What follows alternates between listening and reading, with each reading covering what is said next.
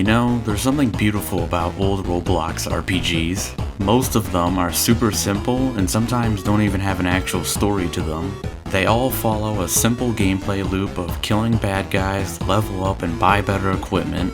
I used to play these games all the time when I was a stupid kid. Now that I'm older and can actually realize the difference between good quality and bad quality games, I took the time to replay some of my favorite childhood RPGs and decided to make mini reviews about them. As I replayed them, I realized just how strange some of these games actually are. So here's the strange world of old Roblox RPGs. Oh yeah, you might want to stick around till the end because the last game is actually really good.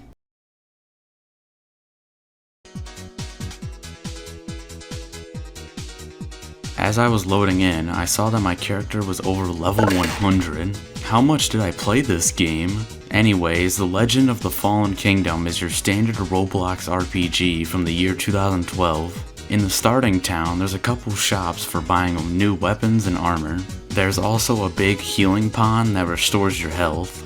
You can really tell this is an old game when they have stuff like Mega VIP. One thing that did catch me off guard was just how weird some of these enemies are. Like, what the hell is a baby creep? I don't know why, but this game has some weird obsession with Minecraft creepers. You'll see way more later on. I talked to some mysterious man outside of a cave. I have to find it. What? The holo. What?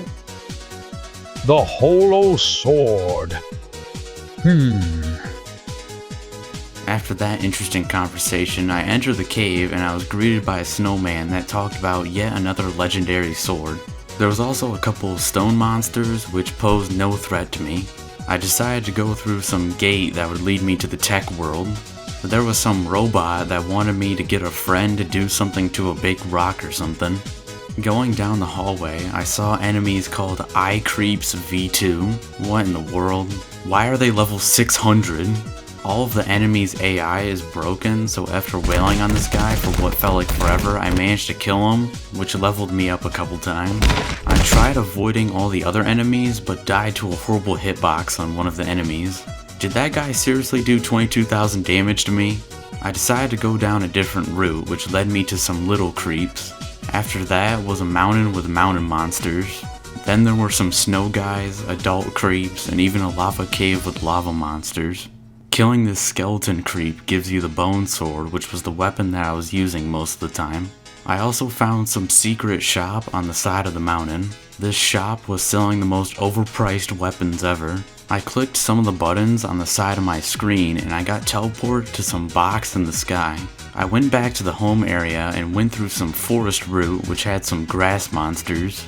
At the end of the forest, there was a king grass monster that I was able to kill in just one hit. After that, I really didn't know where to go. I just wandered aimlessly. There was this sign that wanted me to buy a game pass to fight a boss. I eventually found the armor shop and browsed a bit before equipping the stupid looking red armor. I also equipped a minion, which just didn't show up but boosted my speed. The last thing I did was go through a portal to the Creep Kingdom. There were some creep hunters that had broken AI. I climbed up this big mountain and at the top was a castle. The portal to the castle just straight up didn't work.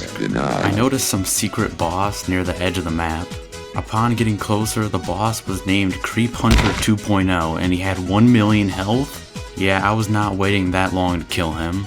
I went to this Halloween world which had a couple doors. There was a PvP area, a true boss tower, and the noob factory. I went through the noob factory door and the first thing I saw was a noob with over 1 million health. I found this sweet set of dark heart armor in a cave. Upon getting close, I was sucked into it with no way to escape. Well, that concludes my experience with The Legend of the Fallen Kingdom. It was okay, but was clearly broken due to lack of maintenance. There is a sequel, but it is just as abandoned as the first game. It does have some people playing it though. I give this game a final score of 4 out of 10.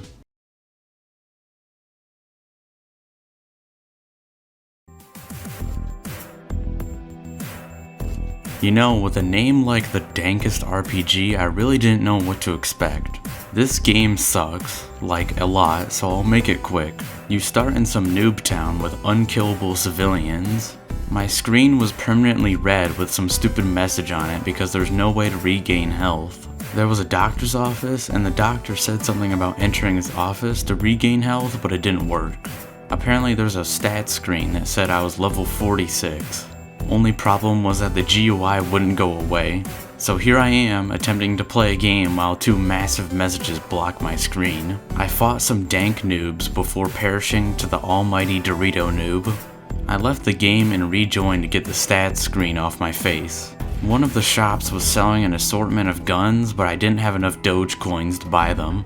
The last thing I did was run through all the level gates to see how far I could get.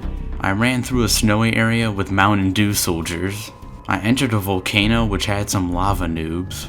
The farthest I could get was a desert with bandit noobs that slaughtered me immediately. Welp, I'm done with this game. You know what surprises me? The fact that the dankest RPG was made in 2017 and it's somehow more broken than the other game made in 2012. That goes to show how poorly made this game really was. Final score of 2 out of 10.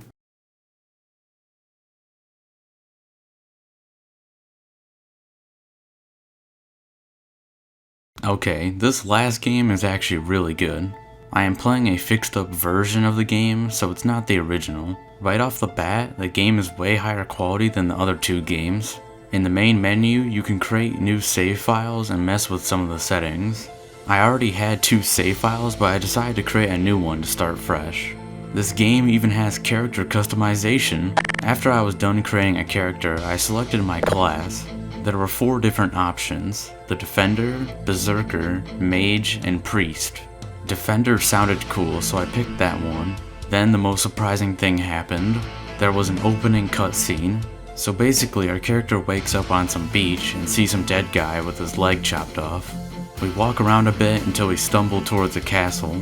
Then we get this amazing close-up of this bearded gentleman, and all of a sudden, keyboard controls a jump scare. You can talk to the different NPCs to learn more about the game. You can even do quests to advance the game's storyline. I accepted a quest from the blacksmith where I needed to gather 5 stones. Well, here I go killing again. You can press F to equip whatever weapon you have.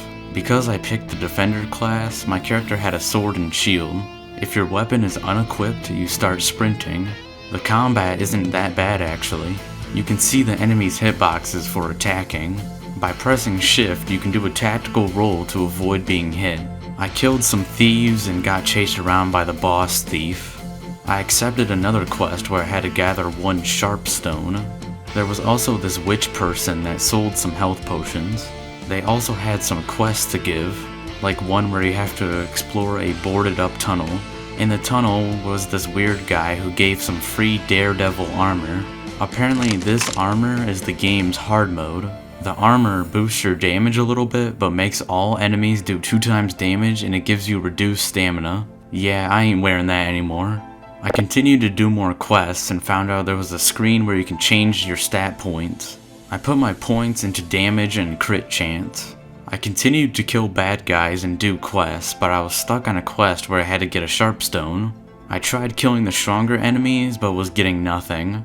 I found out way later that in order to get the sharp stone, you have to craft it by talking to the witch. Now how does that make any sense? Eventually, I was able to upgrade my sword and shield to a sword and shield plus. Oh yeah. I explored the area a bit and found a cave which had a super powerful weak zombie. I found the beach area which had a couple of knights and pirates. I managed to talk to the dead body in the intro cutscene and it turns out the dead guy is actually a paid actor. How strange. I found this strange traveler which completed one of my quests and offered me even more quests like killing bandits. Well, that was my experience with Gradial RPG 4. Compared to the other games, this game was 10 times better. I don't really know how huge this game is, but it does have a lot of content. Here's my final score of 7.5 out of 10. Well, this was certainly an interesting video to create. I don't really know how to end this video, so I'll just say this. I don't really recommend you to play the first 2 games, but the last game was really good. Well, that's it for the video.